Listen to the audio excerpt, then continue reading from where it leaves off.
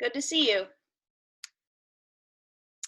So we're gonna do another day on apples, but today we're gonna talk, I think, mostly about how they grow and how we can grow them, and how people who have giant apple orchards grow them and that sort of thing. Before we get started, just in our first couple of minutes, does anybody want to share with me either their favorite thing that they've learned about apples in the past couple of lessons, or just their favorite thing about apples in general? Elliot, what do you got for me? Edible. That they're edible? That's your favorite thing? Yes. How often do you eat apples, Elliot? Kind of a lot. Kind of a lot. Me too. I eat apples almost every day unless I run out and have to wait until I go grocery shopping again. Jaden. Yeah, I like apples a lot. I also like learning about the history of them. Yeah, cool. Is there anything that you can remember that you want to remind other people about their history?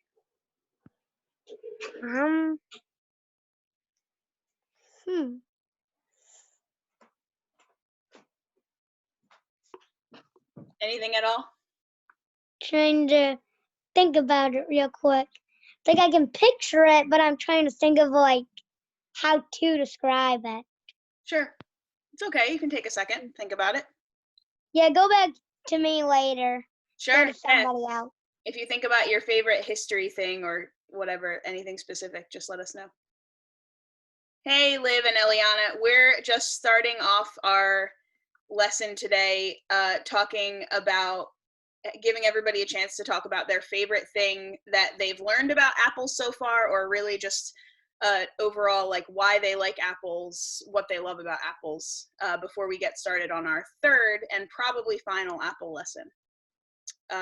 So we still haven't heard from Elijah or Baron or Liv or Eliana. So whoever wants to go. Anybody got anything? Go for it, Elijah. I'm trying to unmute you. It's not letting me. There you go. My favorite thing about apples is they taste juicy.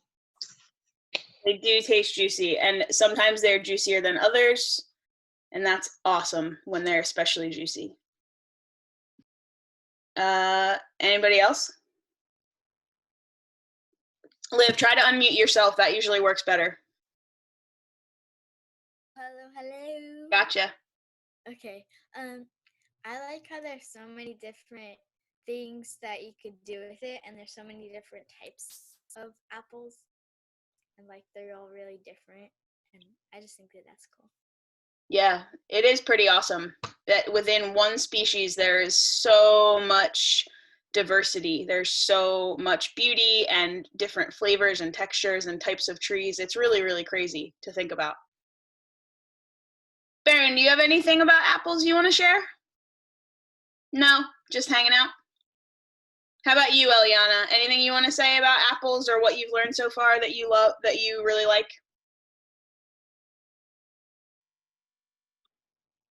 Not really. Not really. Just here for the lesson. Sure. There's a lot of things. Any one thing at all? Anything at all? I really liked when we did I forget what the plant is called. Okay. We can come back to you. What? I liked when we did violet. Yes. Has anybody done anything with violets since our lesson? Or seen violets? Cool. I have violets in my backyard. Cool, that's wonderful. I do too. I have them in my side yard growing all by themselves. Elliot, do you have something you want to say about violets? No, it's about apples, and it's that we're eating an apple. Right now you're eating an apple. That's great. Jaden. Yes, I think I figured out the history I like most about apples. All of it. All of it, all the history from Yep, last no Thursday. specific thing. No specific thing. Just really cool to learn about. Mhm. Just cool to learn about. Mhm. Cool. Perfect. All right. Well, we're going to get started on our third Apple lesson. And this is information that is about apples, but it's also about, like, a lot of the things that I'm going to talk about can be applied to different fruit trees. So when we go forward in our lessons, if we do other fruit trees, try to remember some of these things and ask questions about the different things, you know, the concepts that I'm talking about. So some of the questions that we talked about that you asked me when we first started our lesson last week that we're going to talk about is how long can an apple tree live? Can apples grow in a food forest? How fast do they grow? How tall do they get? So that sort of thing. So I guess I want to start off with I learned that there are still some apple trees that are alive in this country that I believe were planted in 1870, which means that they are about 150 years old. And that's pretty awesome because most fruit trees don't live very long. I don't know if those 150-year-old apple trees still produce apples. I don't know how healthy they are, but something that I'm pretty sure about is that if there is an apple tree that's that old in this country, they're probably using it as a mother tree or as a parent tree to create new apple trees. So what do I mean by that?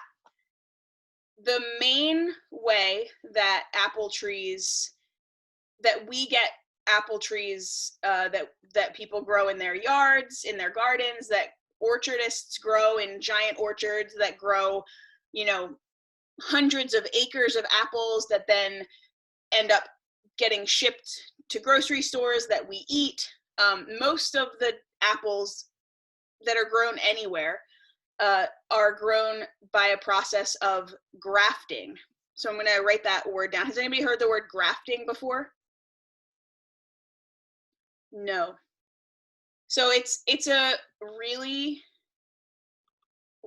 cool process that we're going to talk about today. And I want you to ask me as many questions as you have as they come up about this process. So we're going to talk about grafting fruit trees. So what this means essentially is taking a piece of a tree that you want and attaching it onto a new roots and then growing that out as a brand new tree. So I'm going to bring up some pictures and hold on one second.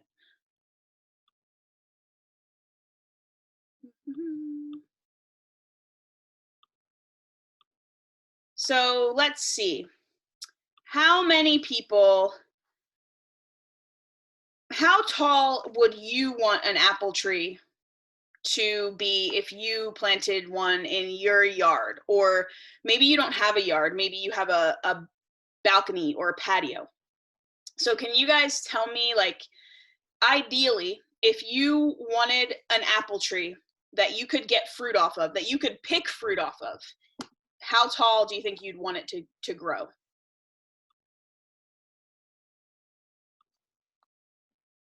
Jaden, about how tall? I'm thinking at least 20 feet, maybe. Okay, about 20 feet. That's Yeah, maybe 30. okay. Cool. There's no wrong answer here. I just want to hear what you all have to say. Liv, what do you think?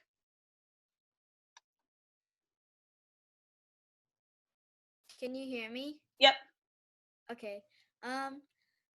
I think I would want one like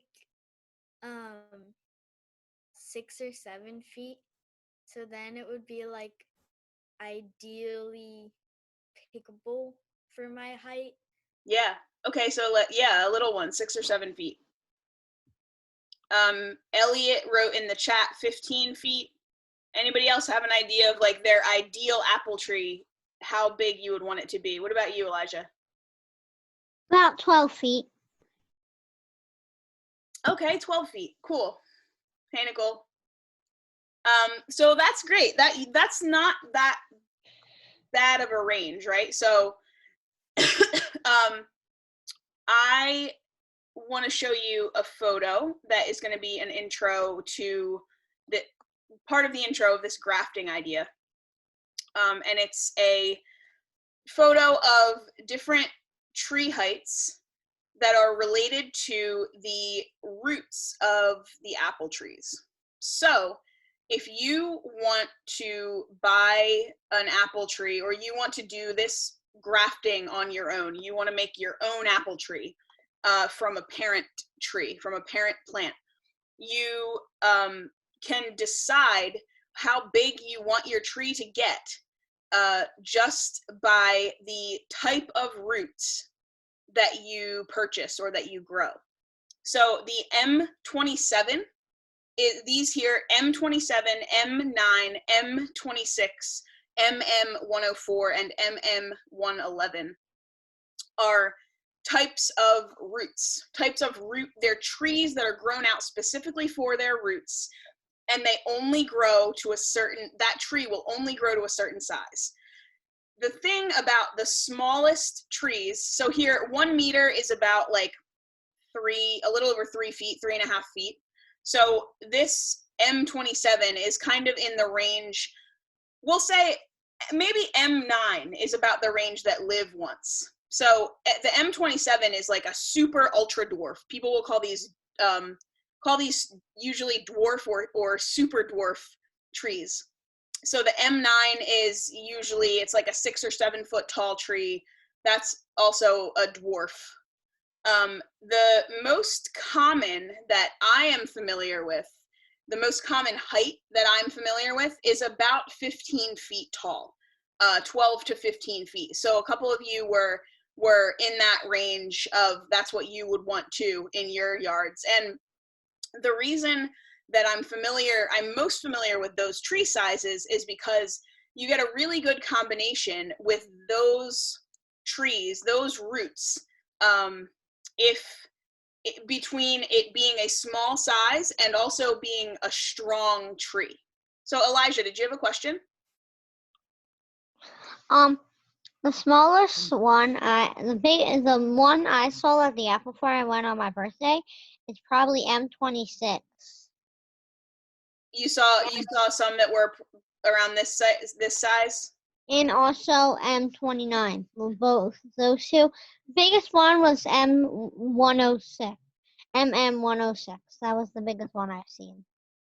So yeah, so these are all this here, MM111, it says, after 10 years, this is like when it reaches maturity. This is as tall as it's going to get. So 4 meters, let's say that's like, I don't know, 14 feet. Wait, 4 times, I'm like totally out of whack here. Sorry, I am wrong. So the MM111 is probably around the height that I'm used to. But there are, if someone says that you're just growing, I'm just growing an apple, like a natural apple, I'm growing it from seed, I'm growing it on, regular size rootstock, that tree could be probably more like upwards of like 30 to 40 feet tall. So if you're not selecting for a small tree, an apple tree wants to be probably like, let's say anywhere from 25 to 35 feet, let's say. And if they're not taken care of, so apple, have y'all ever heard of the word pruning? You ever heard about pruning? So pruning is when you're like tending any plants really. You can do it with annual plants, you can do it with perennial plants, with shrubs, trees, whatever. But with fruit trees, it's usually really important, especially if you want to grow them organically or naturally, without spraying pesticides. It's really important that you do pruning every single year. So you like take out a bunch of different branches, you like trim branches, and you make it into the kind of shape and form with good airflow. So the shorter the tree, the easier it is to prune also. The easier it is for someone without a whole bunch of equipment to be able to take care of it. So not only is it good for harvesting easily from the ground, but it's good for pruning also. So I'm going to show you some pictures, since that wasn't even the best picture because I had my sizing all off. Let's see. This is a photo of what rootstock trees look like when people are getting ready to do this process of grafting. So these here, they just look like sticks, right? Kind of just like little sticks. Sometimes people call them whips. These are, really very thin saplings. They are probably like 3 years old, maybe. They've been growing for 3 years. They're grown in nursery conditions most of the time, by a lot of orcharding companies will grow these out in such a way that it's really easy to dig them up so that you don't damage their roots. And people will buy them. People who want to have basically create their own apple trees will buy these rootstock trees in large quantities when they're really tiny.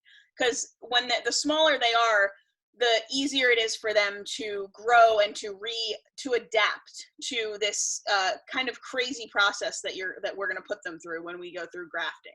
So you have your rootstock, and then you say, I'm like, I really, really love the pink lady apple, and my friend John has a pink lady apple tree in his yard, and I just really want to have apples just like he does. So I buy some rootstock trees like this, and I go to his yard, and I take my pruning, I just like take a small branch that's about the exact same size as that tiny sapling, and I cut it off, and I do this thing. Let's see, where's my best picture? So this is one form of grafting. Before I show this picture, Baron, what's your question? It's actually not a question, but I've heard of grafting, and supposedly, you can almost make your own apple with grafting. What do you mean by that? I mean, like, someone invented Honey Crisp. Sure. Yeah. So that is true. So there's a whole crazy process that goes into getting all these really wonderful flavors and sizes and colors of apples. And grafting is grafting is how we do what's called selection. So say you have a kind of, say you find a tree that has like the perfect apples on it, and it's different than all of the trees around it, even though you thought that you were growing all the same kind of apples, right? Sometimes things happen when new trees grow, when new plants grow, they have what are called mutations. And I mean, that's one way of putting it. They have this, sometimes they are different. They become different than their like other sibling trees around them, and maybe they taste a lot better, or maybe they live a lot longer, or they grow taller or shorter.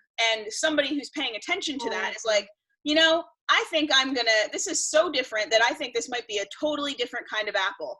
And I bet that I could use grafting to get a whole bunch that are just like this. So you take that one tree that has the best apple you've ever eaten, and you cut off a small twig in the wintertime, right? So when there's no leaves on it, no fruit, no flowers, you cut off a piece and you do this, this is called whip and tongue grafting. This is like I think this is the most common way that you do it. So can anybody see what's going on here? Anybody want to try to tell me what's happening in this picture? Liv, go for it. Try to unmute yourself. You're taking a stick from the other plant and you're like combining it with your apple tree. Yeah. Okay. So you're combining two trees. You're sticking two trees together. And it's kind of in a certain way, it's really a very simple idea. And but it's amazing. It's incredible, because what ends up happening when you stick one apple tree, a stick from an apple tree that you really like onto a sapling or a stick, essentially, that has roots on it of your rootstock, they become one tree. They go from being two to being one. So I'm going to show you a picture. This is the most important thing you need to know, I think, if you're ever going to try to do this on your own. The most important thing is to make sure you understand how this happens. And Elijah, you have a question?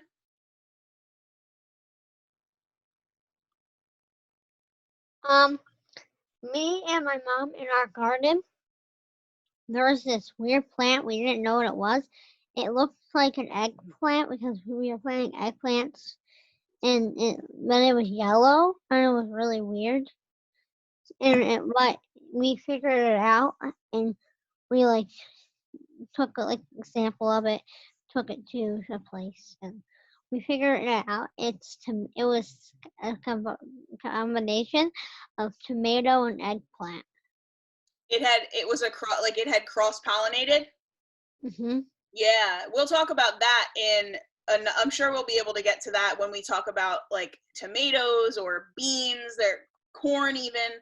That's cool. That's great. I've had weird cross-pollination like that happen with squash and pumpkins before. Yeah. Cool. So I want to show you the parts of tree bark. So the most important thing, like I said, about grafting, when you're trying to get two different trees to become one tree, is you need to know about this part right here. This green line all the way around is called the cambium, and it's a very thin green, it's always green, visible green, very thin, right behind the first layer of bark. So this cambium here has the ability, it's living cells. And if you attach one apple tree to another apple tree, the plant cells in this cambium have the ability to fuse together. The cells can grow and reach out and become intertwined, and they seal themselves up, just kind of like, if you get a cut and you need you need your skin heals. That's exactly what happens with grafting. So does that make sense to people? So in this other photo that I showed you before, it's really important. Hold on, I can't see it. There it is.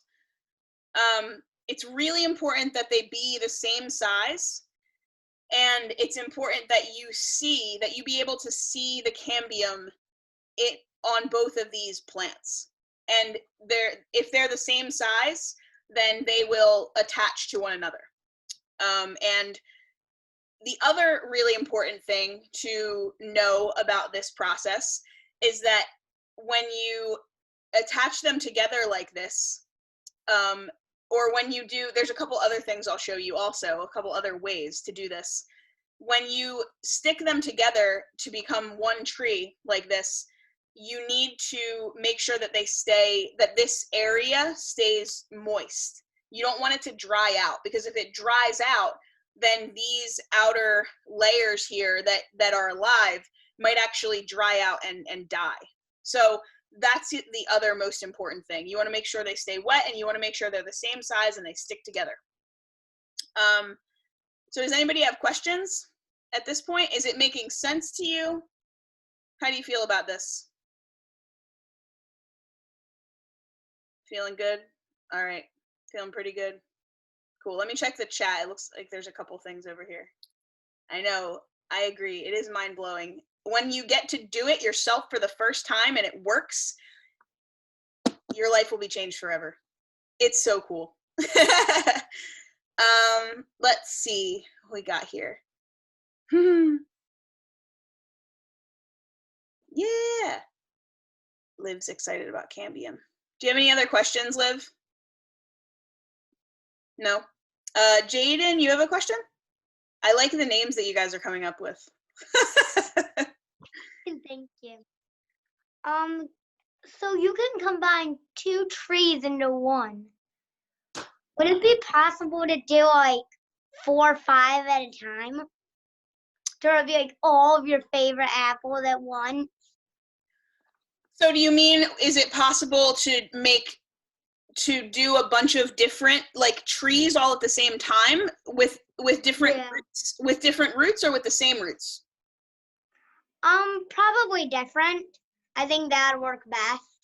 Yeah. So there are people that do this for a living. I have a friend who lives in upstate New York who I used to know. We used to live near each other in Philadelphia, and he moved to upstate New York so that he could become an apple, so that he could work at an apple nursery. So 2 times a year, he and all of the people that he works with do essentially create hundreds, maybe even thousands, probably thousands of new apple trees by this particular method of grafting. So they do that whip and tongue grafting, and there's a specific knife there's a grafting knife that a lot of people use, although some people can do it with just like sharpened butter knives. Some people just use pocket knives.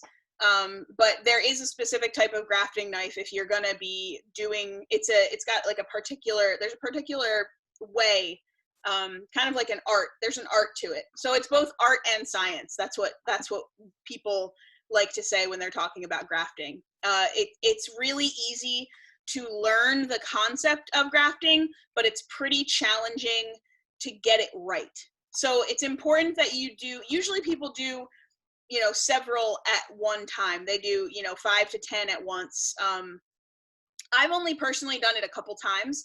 And when I've done it, I've done, like 15 to 30 at a time. But that was in the city, and I didn't even have that much space. So that's why. You could do as many as you want. Elliot. Or should I say Storm? Wait, have you ever heard of the bonsai apple tree at the Japanese garden in Portland? No, I haven't. I mean, I know about bonsai trees. We could probably do a class about bonsai, although I don't know that much about it. But yeah, it's someone probably just made kept a really, really, really tiny apple tree, right? That takes a lot of really interesting, hard, dedicated work. That's cool. So I wanted to show you, maybe this will help also. This is just another picture of some terminology and what we're thinking about when we're talking about grafting. So the rootstock is what I showed you that picture of, all those little twigs that have little root bunches on the bottoms of them. they grow into the root system of the tree, into the whole underground portion. And that root stock is cut, when you're grafting, is cut essentially at ground level, right here. The other part of the tree that is the one that you cut off of the apple tree that you want, say, you know, that special pink lady tree from my friend John's backyard. I go and I get some cuttings off of his, you know, branches off of his tree. I'm not hurting his tree in the wintertime. It's called, that part is called the scion, S-C-I-O-N. And that part, when you attach them together to make one tree, is the graft union here in the middle. And this scion part becomes the entire rest of the tree. So the entire part of the tree that you see and that you are generally tending and pruning and paying attention to how the fruit looks and the leaves look and whether it has bugs or, you know, anything like that, that is all from the twig, essentially, that you chose from your favorite kind of apple. Jaden, what's your question? Sorry, I did not mean to do that. No question? No, I'm sorry. Okay. Anyone else have a question? I have a bunch of other photos I can show you.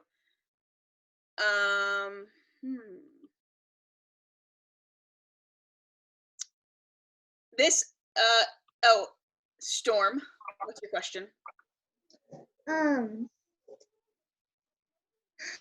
In the picture of the like stick from an apple tree and it like attached to something, it looked like a carrot. The one that I just showed you? Yeah. Yeah, I guess it kind of, you mean it looks like an upside down carrot? Wait, no, a different one looks like a carrot. Another one that I showed you? Mm-hmm. Oh. Yeah, I think I know which one you're talking about. This one. This looks like a carrot? Yeah, I understand. They're just two different kinds of trees with different color bark, but they're the same species. So because they're the same species, they can link together. So that's also really important, and I haven't said that specifically yet. You can't attach you know, a cherry tree onto a apple rootstock. You can't attach an orange onto a pear rootstock. They generally need to be the same exact species. So that's really important. There are some people who have done all sorts of experiments trying to see if they can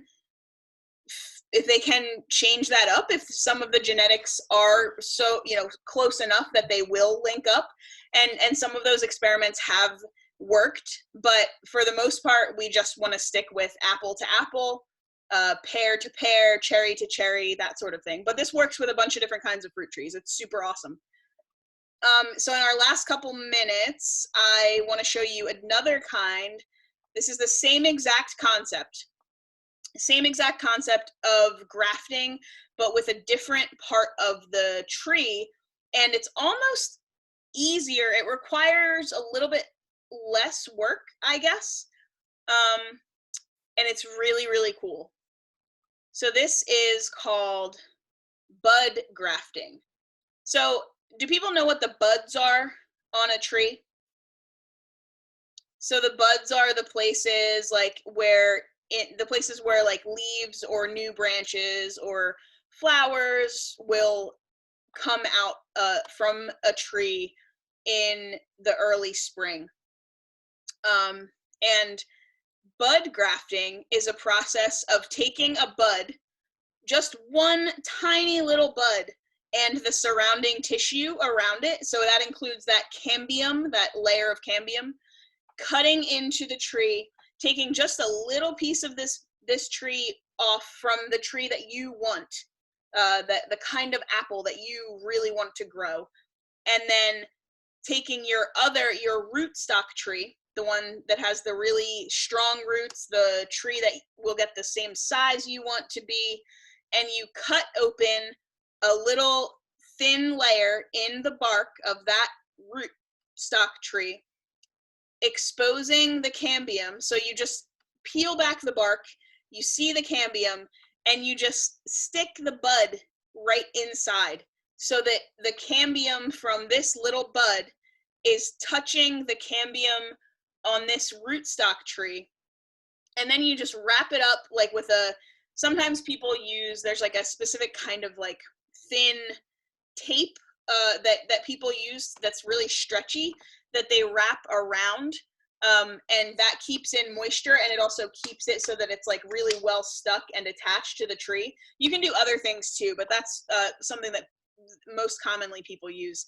And then you just stick that bud right in there and let it be, and this bud right here will form a totally new tree just from that.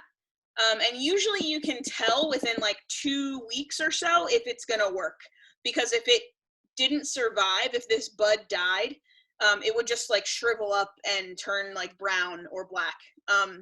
And so it just uses a lot less plant material if you're doing this.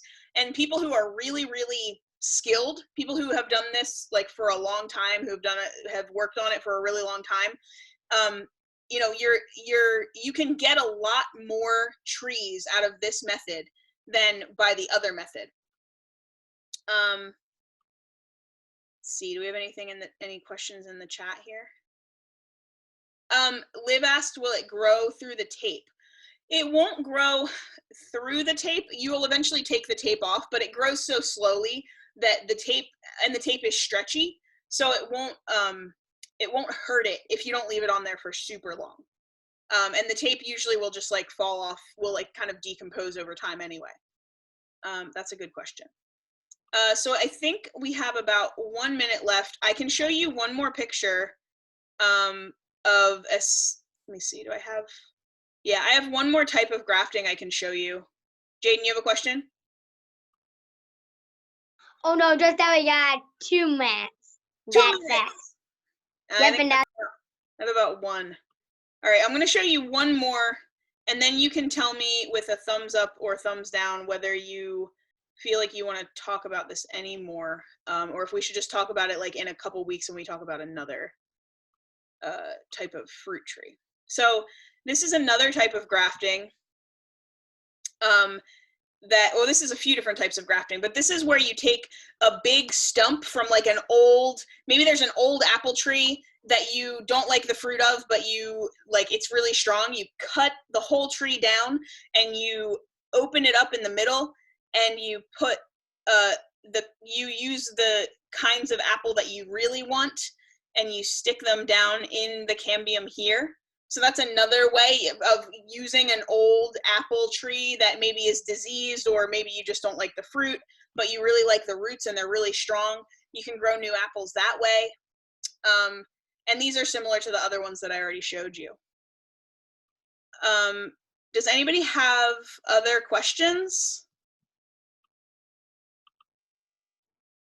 Elijah, and this is just a picture of the cambium, that's not a drawing. No, I didn't mean to raise my hand. Oh, okay. Anyone have a question?